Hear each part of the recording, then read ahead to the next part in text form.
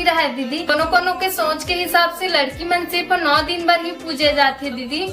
ते कहना का चाहतस मधु?